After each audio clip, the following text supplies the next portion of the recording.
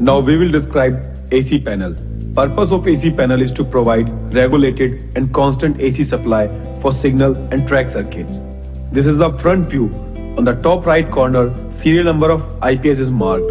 Slightly left to it, a sticker on which arrangement of module in this panel is described. Here is the display of AC panel on which we can view total AC current and AC voltage of any module by connecting this jack lead to desired module.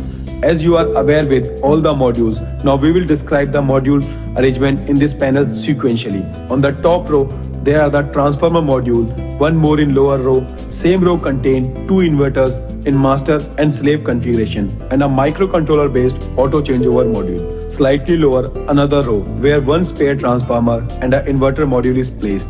And at the last row, there is track and signal CVT is located. Now we are going to explain the working of AC panel along with the flow of current through it. This is the input terminal from where inverters get their input 110 volt DC supply.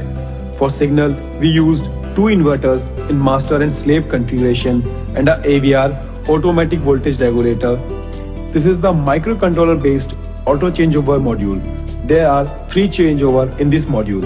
First for master inverter, second for slave inverter and third for CVT. In the case inverter first get failed, the load will shift it to the inverter second.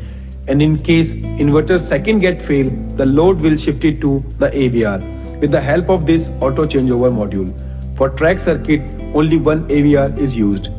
Output from auto changeover module and track AVR is fed to their corresponding transformer module. Now we will consider the backside view of AC panel. This is the 110 volt DC input terminal for AC panel and these are 230 volt AC input for CVT and output terminal of AC panel. Now it is the surge protection device for inverter output and it is the earth terminal. This is MOV protection at the input of AC panel.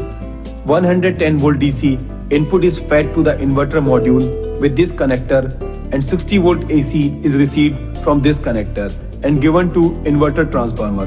This transformer step up the supply to 230 volt AC and this 230 volt AC again fed to inverter by these connectors and a final output is received from these connectors.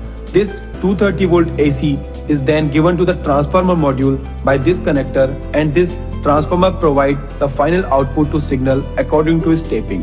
This is the output connector of transformer module and it is the fail signal connector for the transformer module. It is AVR. We provide input 230 volt AC by this connector and receive 230 volt AC output from this connector. It is the fail signal connector for AVR. Same for track AVR.